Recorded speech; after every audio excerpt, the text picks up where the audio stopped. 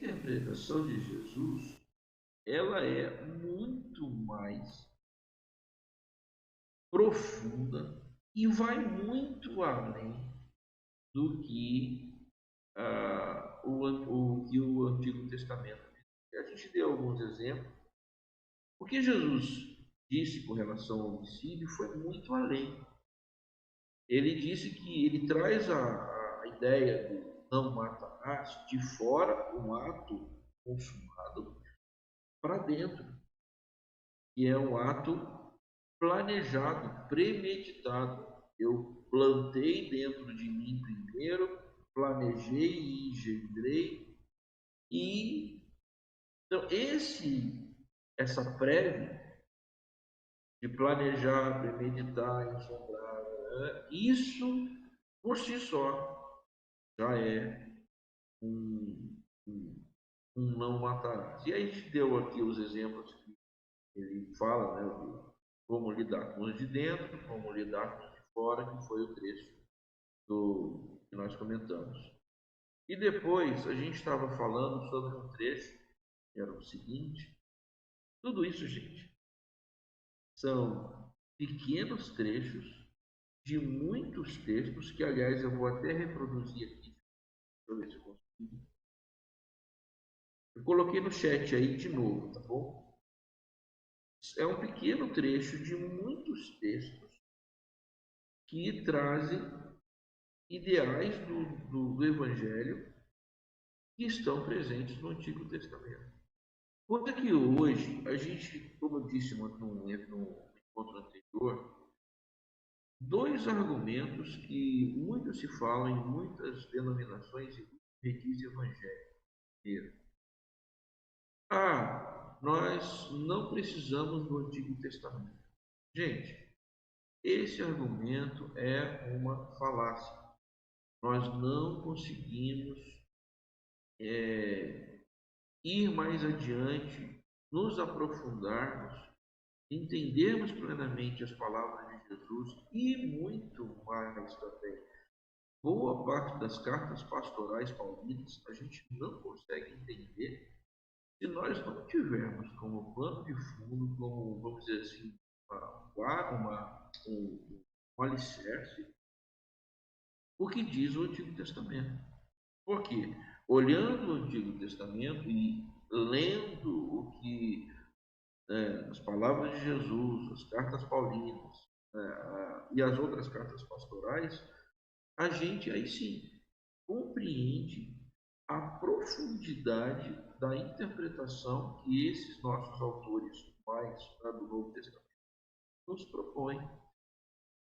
Entendendo dessa maneira, a gente vê como Jesus ele foi revolucionário na maneira de interpretar a Torá. Então, essa coisa de que você deve ter ouvido, nós não precisamos mais do Antigo Testamento. Gente, isso não é verdade, é uma falácia. Segunda coisa é que diz, nós vivemos o tempo da graça, não vivemos o tempo da lei. É verdade? É verdade. Mas por baixo desse argumento existe uma ideia de que o viver o tempo, eu vou colocar entre aspas, da graça, seria mais brando do que o tempo da lei em alguns aspectos. E aqui eu vou colocar em alguns aspectos, porque um deles nós falamos sobre o não matarás.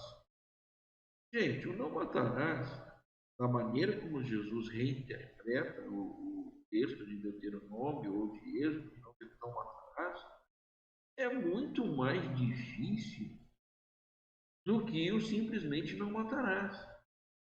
Porque enquanto não matarás, ele está no Antigo Testamento, do Deuteronômio e de Êxodo, ele está apenas num patamar, vamos dizer assim, externo, como eu disse, externo, apenas do acontecimento já, né, fato consumado. Jesus ele está colocando uma responsabilidade que vai para dentro de cada um, de cada um. E isso torna as coisas muito mais profundas e, por que não dizer, difíceis. Eu digo difíceis se o camarada é aquele pecador quanto mais que quer viver na iniquidade. Isso é muito mais difícil como indivíduo. De modo que ouvir as palavras de Jesus sobre o não matarás nos indica um caminho de, vamos dizer, pureza, santidade, como diriam os brasileiros, né? Santidade de coração e de vida, muito mais profundo do que aquele exigido no Antigo Testamento, que de repente era uma questão apenas externa, exterior. Percebe? Então, é isso que nós estamos falando. Essa questão. E aí a gente deu alguns exemplos, nós demos alguns exemplos, que eu coloquei aí no chat, né? Como entrou mais gente, eu vou colocar no chat de novo textos que eu não vou usar todos hoje, eu só vou realmente indicar algumas coisas, mas é isso que nós estamos falando. A gente precisa mergulhar nos textos do Antigo para termos vamos dizer, um arcabouço muito mais robusto de entendimento, de conhecimento sobre o que Jesus de fato está dizendo. E aí eu comentei, né, sobre a questão do adultério, que foi o tema seguinte que estava tendo no Sermão do Monte. Em Mateus 5, a partir do verso 27, o texto diz lá, acompanha lá, Mateus 5, 27. Ouvistes que foi dito: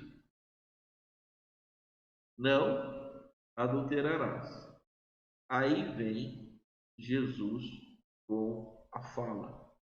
E esse não adulterarás é uma expressão que estava presente lá em Deuteronômio 5, 8, estava presente em Êxodo 20, capítulo 14, e ele simplesmente pega e, ele começa dizendo: eu porém vos digo, e ele começa o seu ensinamento. Então, até então, não adulterarás, da mesma maneira, ele era um entendimento do ato consumado, fato acontecido. Adulterou, houve vamos dizer assim, o flagrante, e aí a gente lembra muito daquele flagrante do Evangelho de João, no capítulo 8, né, que flagraram a mulher lá, mas só trouxeram a mulher, quando na verdade o Antigo Testamento, lá no Pentateuco, fala que não, você tem que trazer o adúltero, não somente a adúltera, você tem que trazer o adúltero e a adúltera, ou seja, os dois, né? Você não faz um adultério sozinho. E os dois sejam apedrejados. E quando em João 8 vê-se isso, trouxeram apenas a mulher. Mas isso é um exemplo de, olha, adultério, fato consumado, e aí eles queriam aplicar a lei de forma equivocada porque não trouxeram machismo, queriam aplicar a lei. Jesus aqui ele continua o seu ensino dizendo: eu porém vos digo, qualquer que olhar para uma mulher com intenção impura no coração já adulterou com ela. E eu comentei no encontro anterior. Isso é mais fácil ou é mais difícil? Gente, para os homens, isso é mais difícil. E eu brinquei que a primeira olhada pode ser um acidente. Seu olhar encontrou. Mas o segundo olhar talvez já não seja um acidente. E aí o negócio complica. Isso é a palavra de Jesus trazendo a coisa para dentro. Ou seja, a tua santidade, ela tem que ser uma santidade de coração. Não é à toa, gente. E aí, corra o texto até o versículo que a gente acabou de ler, o versículo 20. Veja, se a vossa justiça não exceder em muito a dos escribas e fariseus, jamais entrareis no reino dos céus.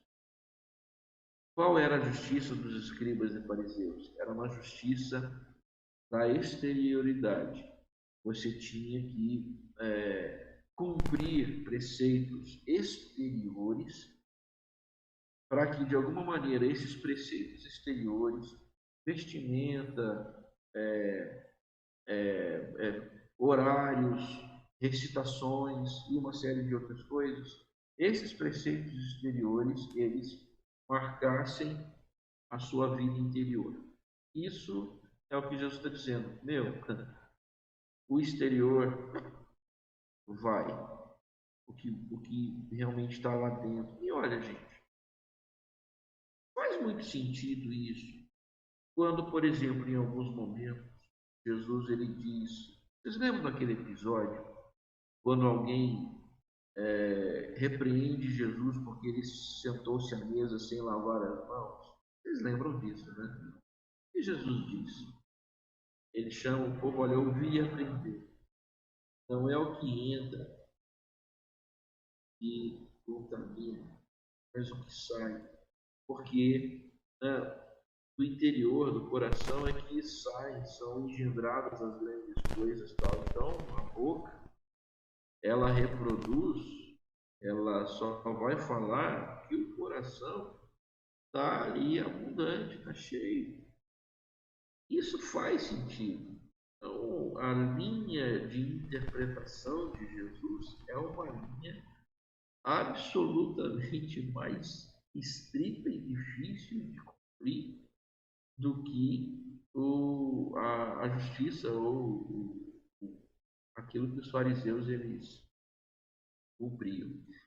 Não sei se você sabe, meu irmão, os fariseus eles já traziam consigo o que a gente conhece hoje como a Torá oral. A Torá oral,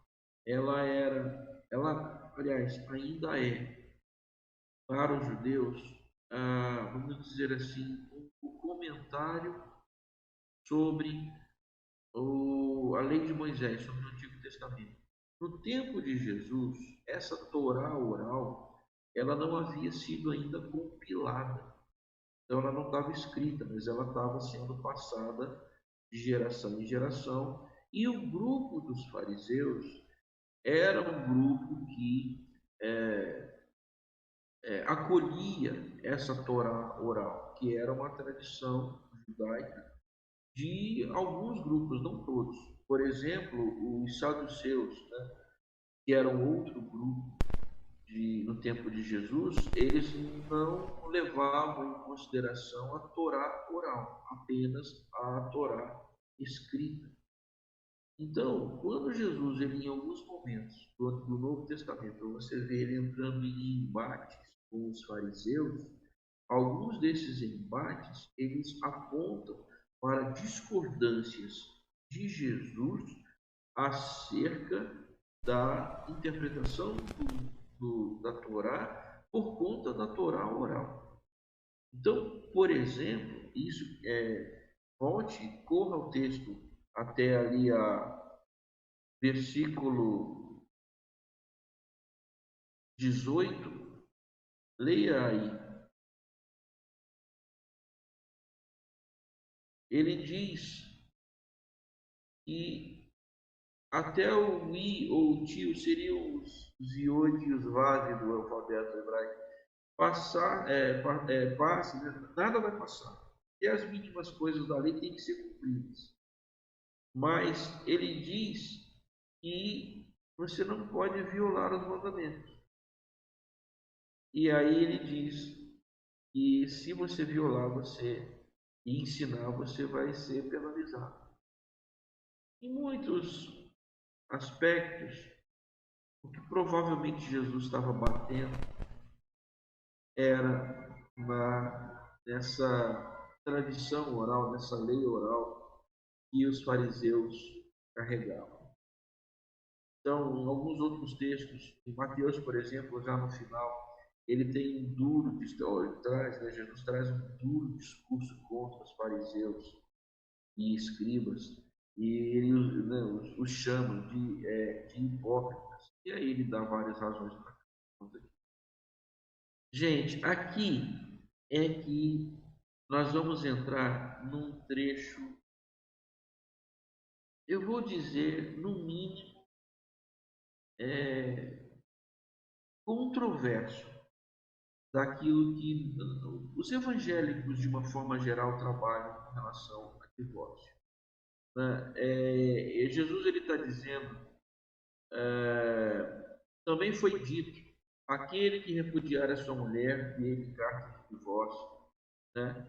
E ele usa um trecho que está em Deuteronômio 24. O trecho de Deuteronômio 24, e eu preciso que você abra comigo.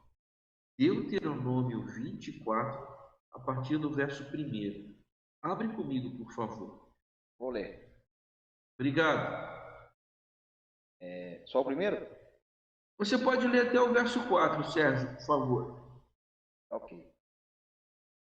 Se um homem casar-se com uma mulher e depois não a quiser mais, por encontrar nela algo que ele a reprova, dará certidão de divórcio à mulher e a mandará embora. Se, depois de sair de casa, ela se tornar mulher de outro homem, e este não gostar mais dela, lhe dará certidão de divórcio e a mandará embora.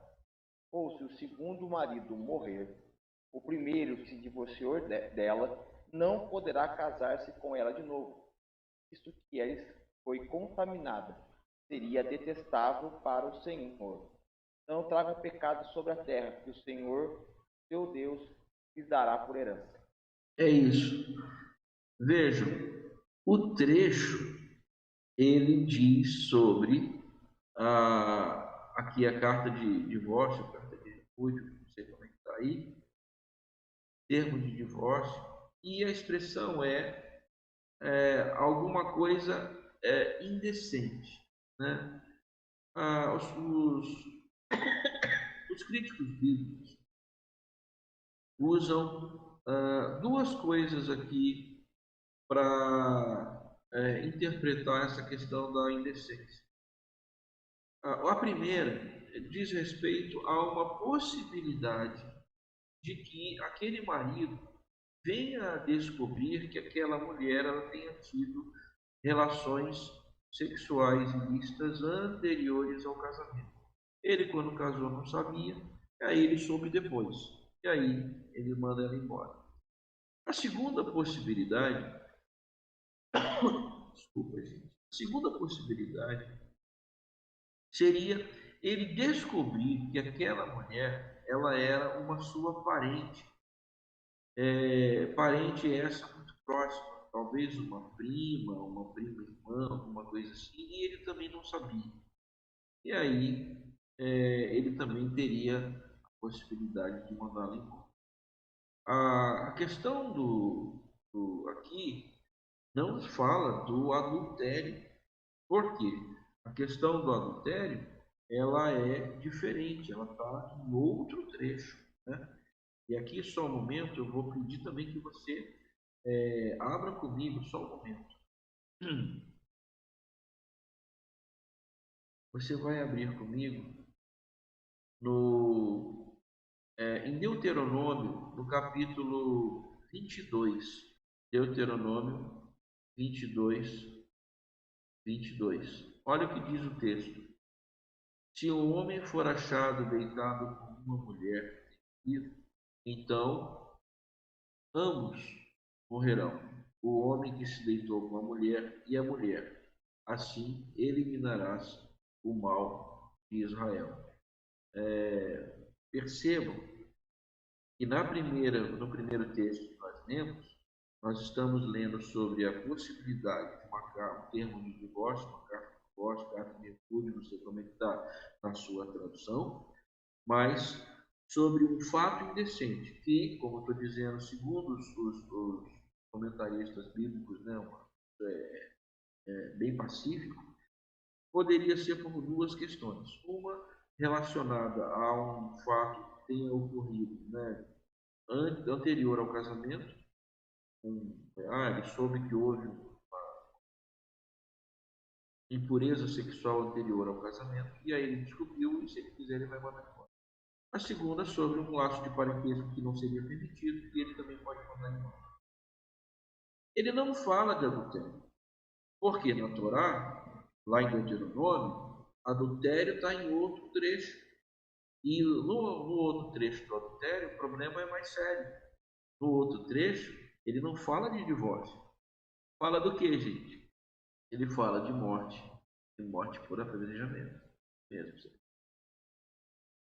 Então, quando Jesus, volte ao texto de Mateus 5, por favor, né? Volte lá, Mateus, Evangelho de Mateus, capítulo 5, versículo 31. Jesus ele está dizendo, se você repudiar, ele caixa de divórcio. Isso é o que está escrito na lei. Aí ele vem, eu porém vos digo, qualquer que repudiar sua mulher, exceto em caso de relações sexuais ilícitas, a expõe a tornar-se adúltera. E aquele que casar com a repudiada comete adultério. Aqui eu preciso que você leia com atenção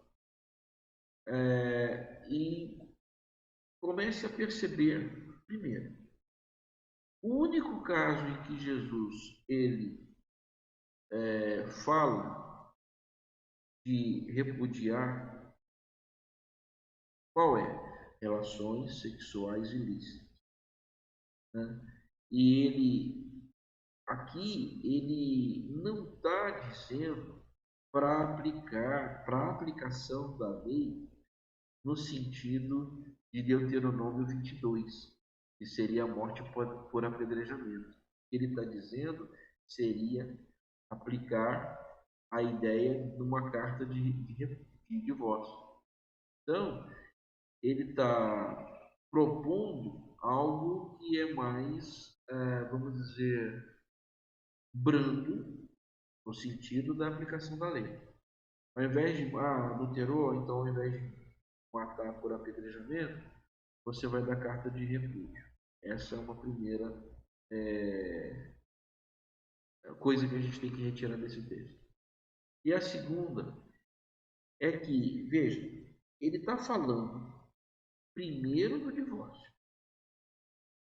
Pode divorciar? Segundo a palavra de Jesus aqui, palavra estrita. Eu vou problematizar isso agora daqui a pouquinho, tá? Deixa eu só terminar esse raciocínio. A palavra de Jesus estrito está dizendo que pode divorciar? Não. Somente num caso. Relações sexuais ilícitas. Bom, nesse pode. Ok. Qual é a segunda coisa, que é consequência da primeira? Pode casar de novo? Segundo Jesus, o que ele está dizendo? Olha, pode casar de novo? Pode, mas você vai expor, aqui ele está falando a mulher, e quem casar com aquela mulher, a se tornar adúltera.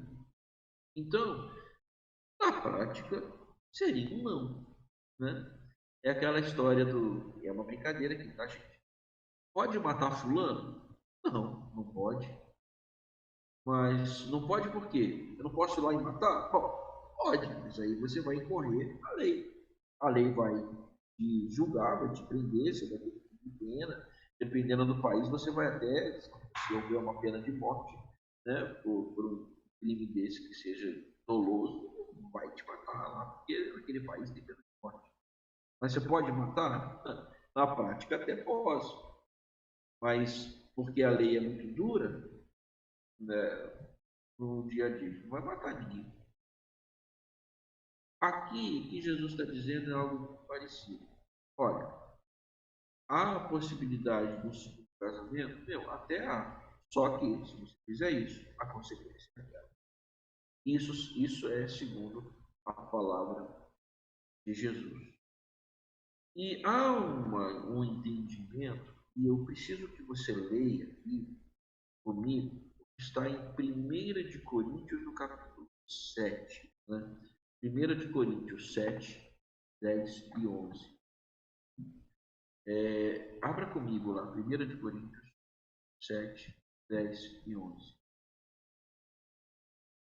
Aqui já é uma interpretação do mestre Paulo, o rabino, doutor da lei Paulo, sobre o que disse Jesus e, veja, ele está falando, ele está interpretando algo que está na Torá. O que Paulo diz?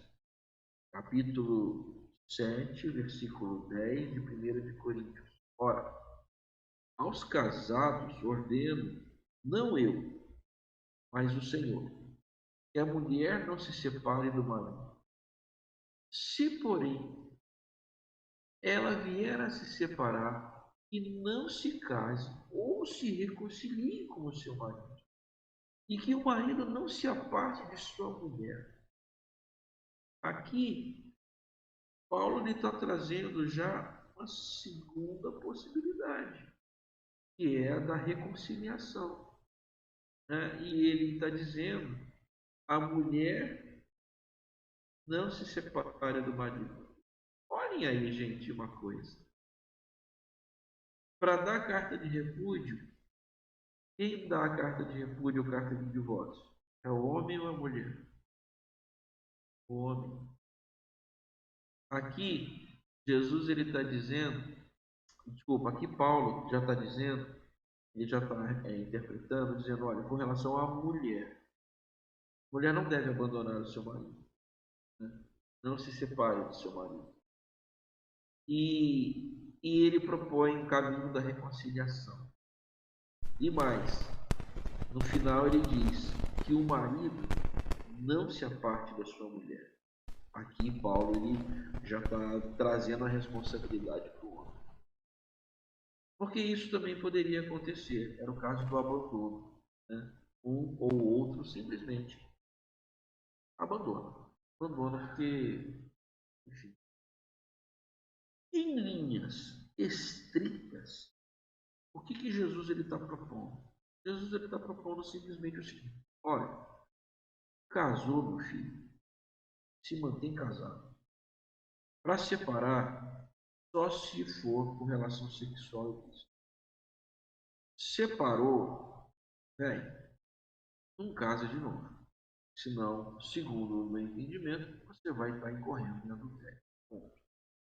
Eu não vou aqui evocar os porquês.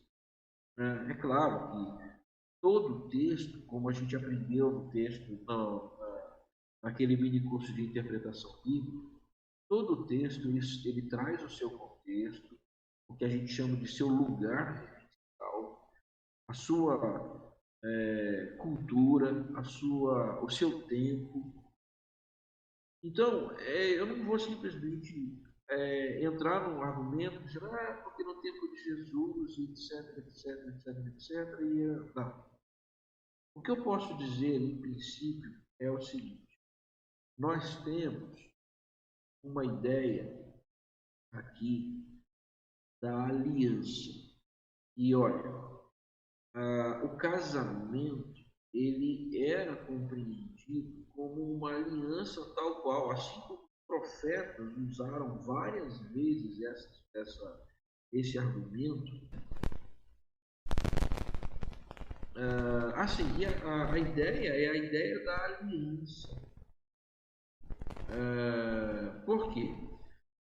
Os profetas no Antigo Testamento várias vezes se utilizaram da figura do casamento para dizer sobre a relação que Deus tinha com o seu povo Israel. Então, quando ele entendia que Israel ele quebrou a sua aliança, ele fazia a menção ao casamento, para que aquele casamento ele dava a ideia de que aquele casamento é como se fosse algo tão santo, mas tão santo que não poderia ser quebrado. Ideia é essa que os nossos irmãos católicos tomam e colocam no seu catecismo, dizendo que um dos sacramentos, aquilo que não pode ser quebrado, é o casamento. Enquanto que para nós, protestantes, sacramentos são apenas dois, o batismo e a ceia, que é algo que não pode ser quebrado. Batizei, eu fiz uma confissão pública, eu não posso simplesmente dizer que não aconteceu. A ceia também, eu estou rememorando o corpo do sangue de Cristo, eu não posso dizer que isso para nós apenas esse. No caso dos católicos, não. Eles também trabalham a ideia do casamento com sacramento que não pode ser quebrado. Por essa razão, os católicos não aceitam o divórcio. Já os protestantes, os evangélicos, de uma forma muito mais geral, não entendem isso como sacramento.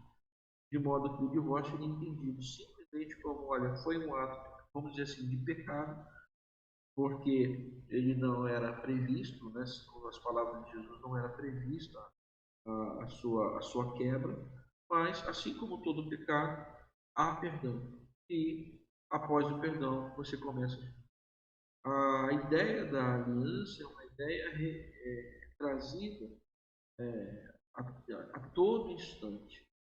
Por isso que, quando eu estou dizendo que havia um contexto, o contexto era esse, eu não posso também chegar e descontextualizar o negócio e trazer para os nossos dias, porque para nós é muito mais fácil. Há uma obra que eu vou citar apenas o autor,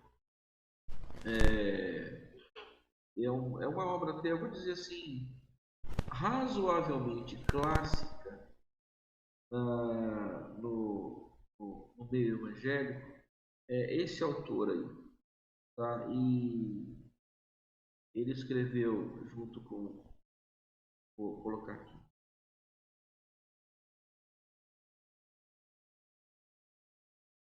só um instantinho, é o Gordon.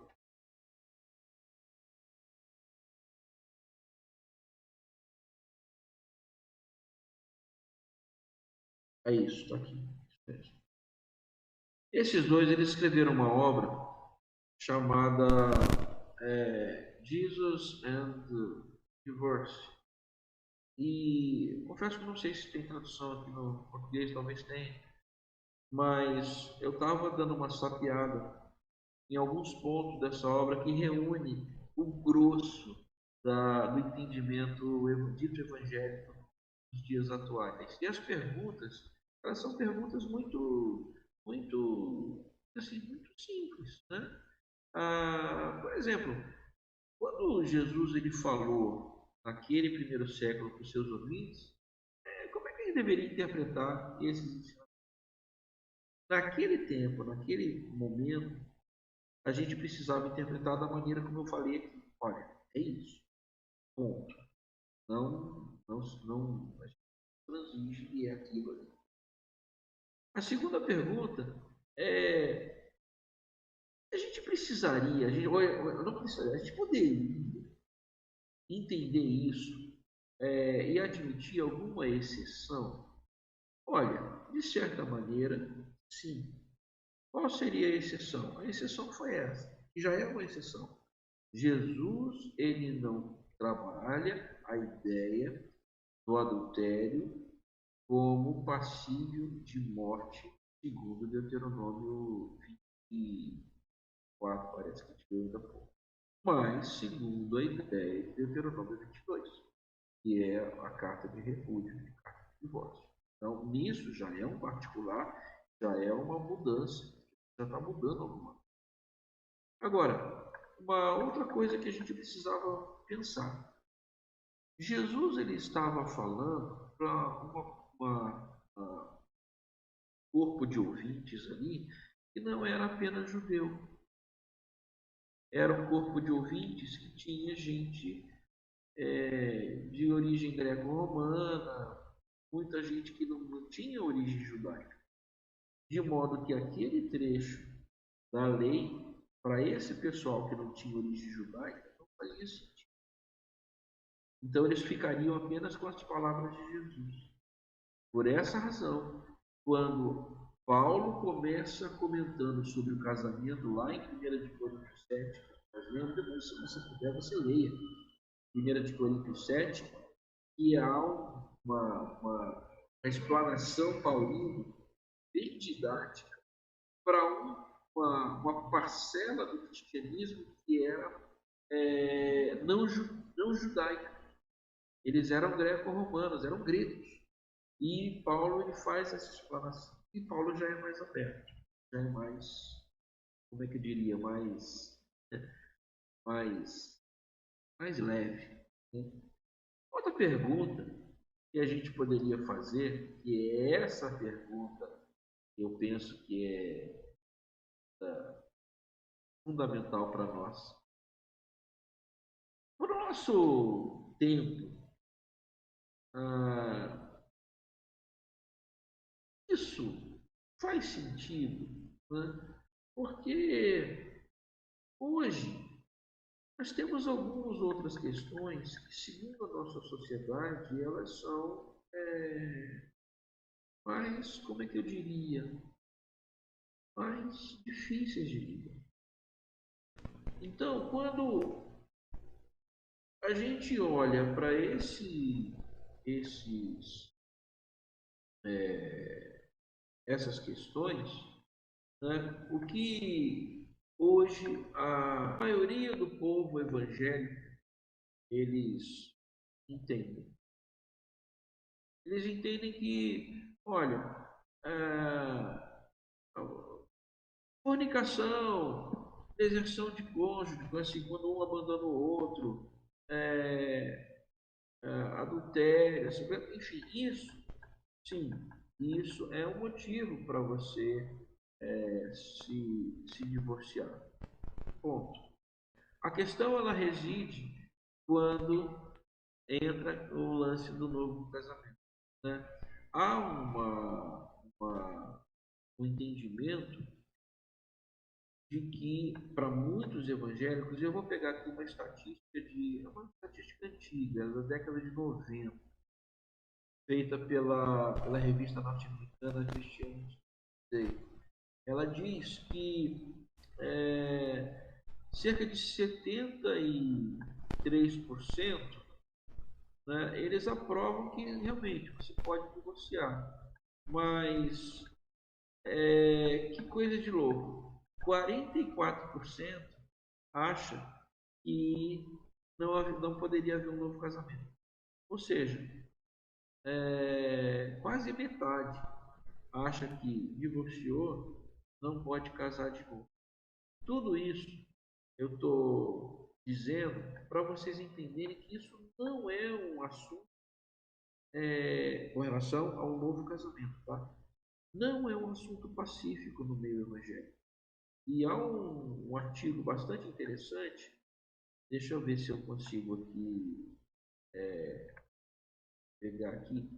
Eu vou ver se eu consigo mandar para vocês um artigo bastante interessante sobre visões majoritárias e minoritárias acerca do casamento, né? do casamento, divórcio e segundo casamento. Eu vou mandar para vocês depois pelo WhatsApp, para vocês lerem um pouquinho depois, que a gente já está no caminho. Para vocês verem que essa discussão é uma discussão intensa, complexa, que está calcada nas palavras de Jesus. Então, assim, parece simples, mas não é tão simples. Em linhas gerais, isso que eu quero dizer aqui, pensando nessa ideia do não, o Evangelho das Páginas do Antigo. O que Jesus disse foi bem estrito. Pode divorciar só se houver relação sexual e divorciou. Pode casar de novo? Bom, vai casar de novo, você vai adulterar. Bom, é mais ou menos isso. Foi isso que Jesus disse, em linhas gerais. A partir daí, eu te pergunto, é mais fácil ou mais difícil?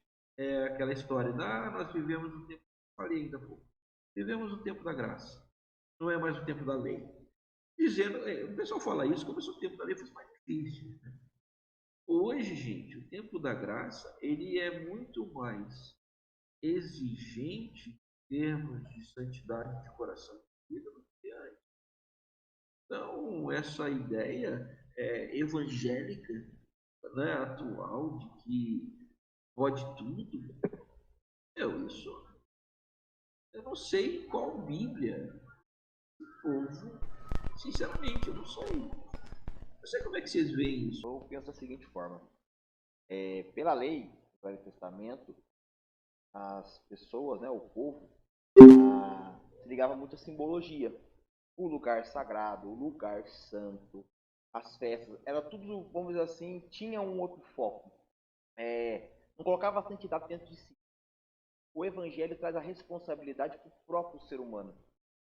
Não tem rito. Se você fizer isso, matar um boi, matar algo, você... Não.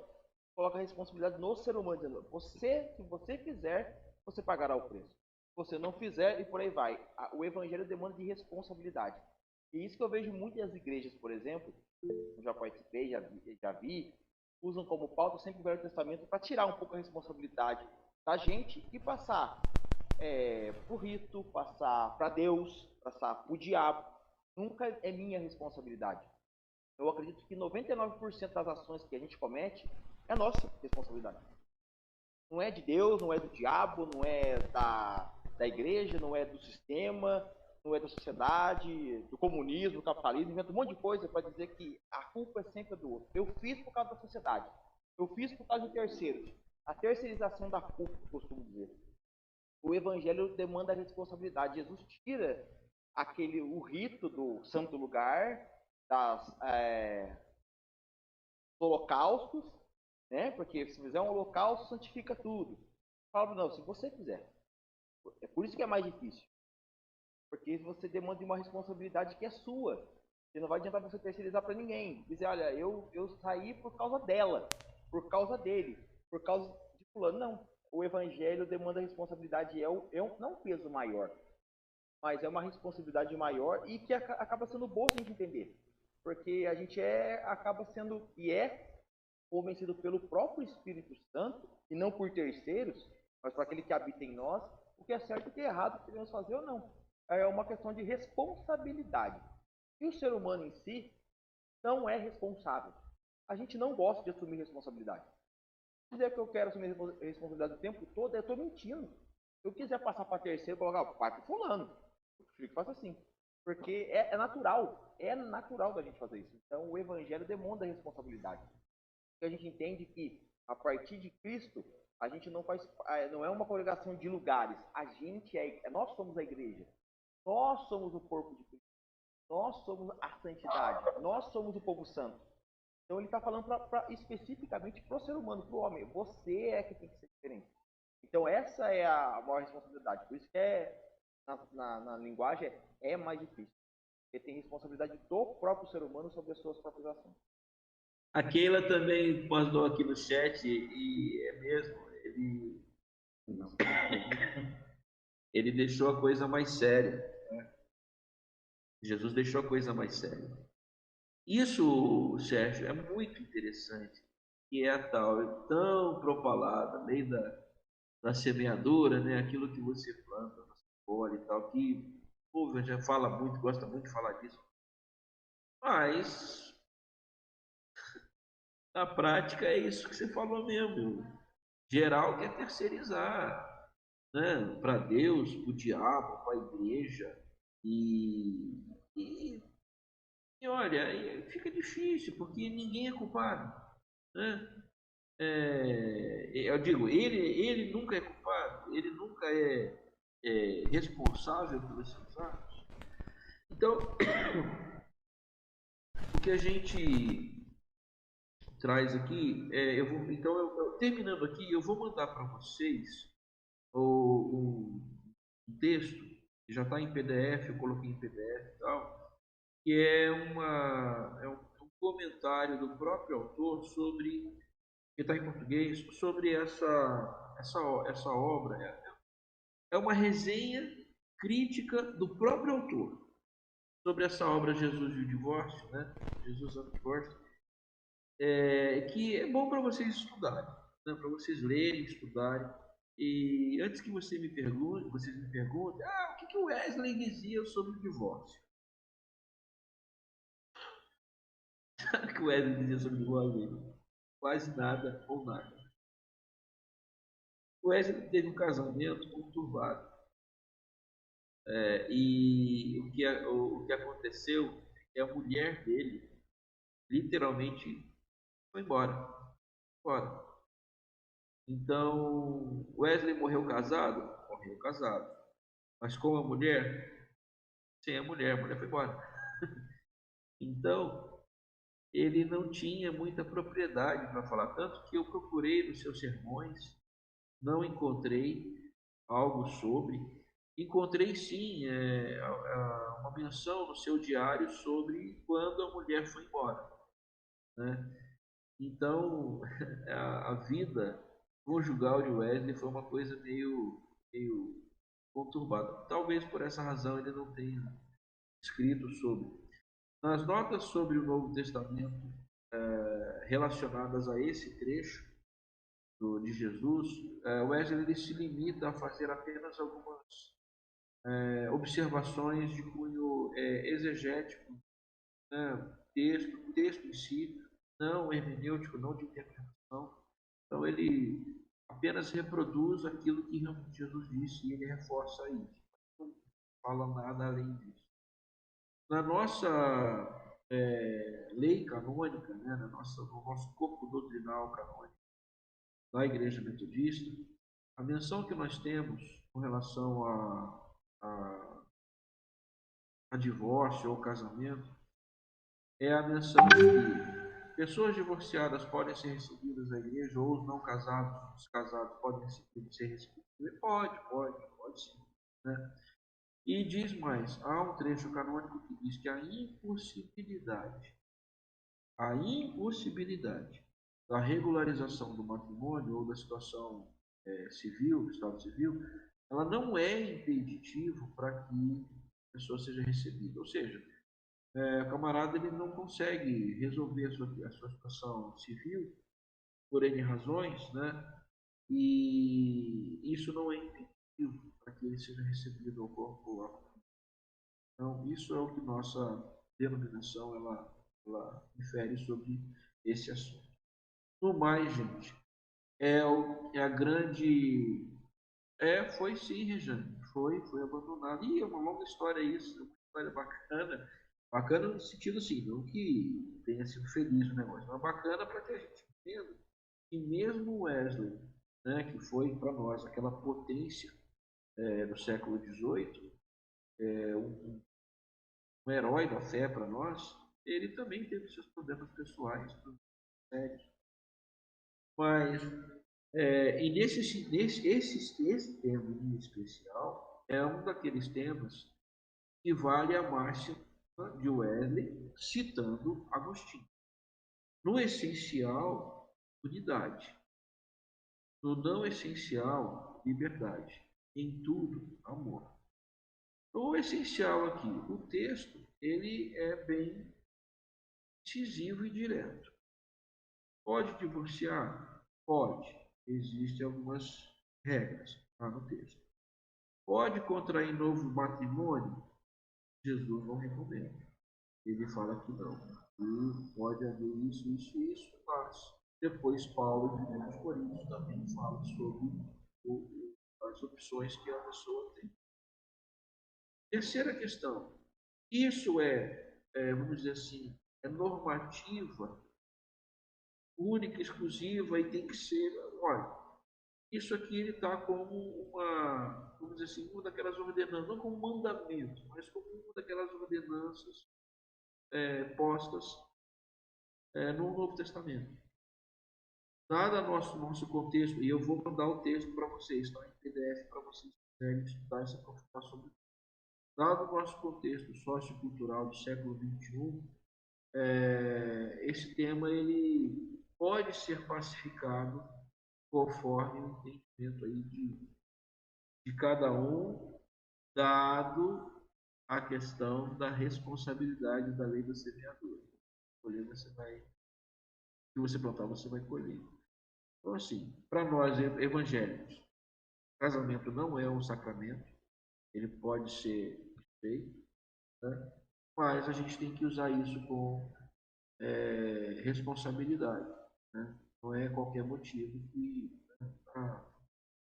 seu chiclete, você gosta de chiclete de canela e eu gosto de chiclete de menta, então divorciar.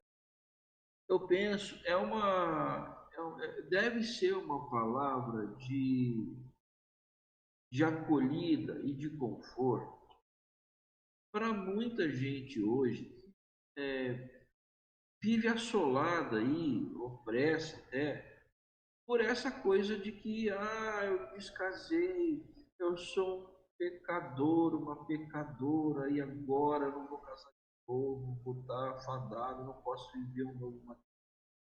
Olha, gente, é muito difícil, a gente precisa entender a situação. Quem não viveu, quem não viveu um divórcio, não sabe a tragédia que é. E que, assim, o divórcio ele não acontece, às vezes, do nada. Oh meu Deus, que susto! Cachorro. Numa sala no salão de festas aqui do condomínio daqui. Olha que bonitinho. O cachorro veio aqui e me lambeu aqui. É, Então, essa ideia de que a gente permeia muitas igrejas evangélicas de que você é um pecador e agora você está marcado, você é um divorciado, você está marcado para da vida, você não pode assumir compromisso ministerial, você não é bom que você case de novo. Gente, isso tudo tem que ser repensar, repensar à luz do nosso tempo, para que a gente não seja mais um opressor reproduzindo. A gente não sabe a história das pessoas, né? Assim como a sua, Keila. Pô, eu conheço uma dúzia de pessoas que, infelizmente, sim, se divorciaram, né? Quebraram aquela aliança que tiveram lá no altar. Mas que, ao se divorciarem, elas romperam com verdadeiros é, laços de assédio, difíceis até, e que depois, retomaram suas vidas, casaram novamente, são ativas na comunidade, ativas no reino de Deus, são ministros, gente que está aí envolvida. Então, assim, não dá para a gente simplesmente enfiar a pecha de pecador, de iníquo, sobre os descasados, divorciados. Porque senão a gente deixa de ser aquela comunidade acolhedora, né? A gente deixa de ser aquele povo que, tem aquela palavra de Jesus: venha como estás, né? Ou quem tem sede, venha a mim e beba. Ou vinde a mim todos que estáis cansados, os estáis cansados, né? Sobrecarregados, eu vos aliviarei. Então, assim, é um tipo de entendimento que a gente precisa ter muito discernimento, muita clareza.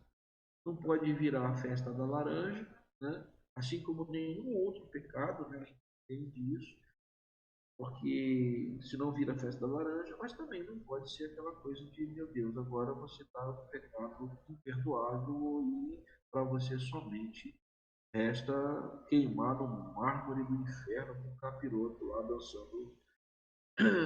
Mentira. Por aí. Isso tudo, gente. A palavra sensibilidade, né?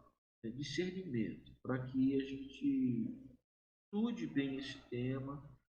Eu vou deixar, repito, vou deixar o PDF com vocês e vou mandar para vocês. Estudem esse tema, leiam e percebam como esse tema ele é complexo, né? Não é tão fácil, tendo em vista muito mais a complexidade da nossa sociedade hoje, em pleno século XXI. Tá bom? Então, é por aí. Eu quero encerrar dizendo o seguinte: a ideia do Evangelho no Antigo Testamento, ela tem que ser propagada por nós a todo mundo que está próximo. Que sentido? Não é abandonar o Novo Testamento, não é isso não. Mas é de dizer às pessoas que o Novo Testamento, as palavras de Jesus, os evangelhos, eles estão presentes, firmemente presentes nas páginas do Antigo Testamento. E nós precisamos ler o Antigo Testamento. Muita gente abandonou o Antigo Testamento porque acha que estamos, como disse, nós hoje estamos na graça. A lei esquece. Não. A gente está na graça, mas a graça é muito mais exigente. O imperativo de exigência da graça é muito maior. Obrigado, Senhor, por essa manhã. Obrigado pela chance que tivemos. E nós te agradecemos muito, Senhor. Queremos que ao longo desse domingo a tua graça seja conosco, seja com a nossa casa, nossas casas, nossos filhos. E te pedimos sim, Senhor, ser conosco. É no nome de Jesus que nós te agradecemos e louvamos. Amém e amém.